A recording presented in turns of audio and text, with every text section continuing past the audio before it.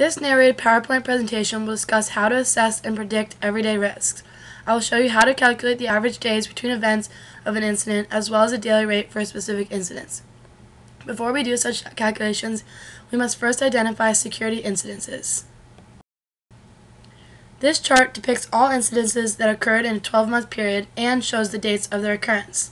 You can see that on June 5th, I locked my keys in my car. It is important to categorize each security incident.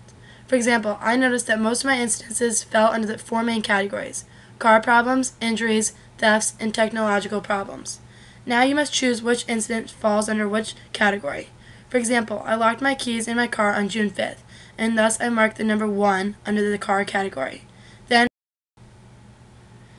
Finally, once you categorize your instances, you can use the formula shown here to calculate the average days between events for each instance within a category. The letter N in the formula is the number of hazards. The letters RI in the formula are the risk factor I. The letters P, parentheses, URI, RN, parentheses, is the probability of unauthorized disclosures given various risk factors in the organization. The letters P, parentheses, U. Basically, to find the average days between each instance, you must add up the days from the first incidence until the date of the next incidence. For example, on June 5th, I locked my keys in my car.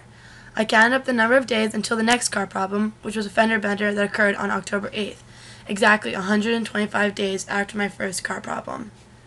I again counted the number of days from my fender bender until As seen in the previous slide, we calculated the days in between my first car problem and my second problem to be 125 days.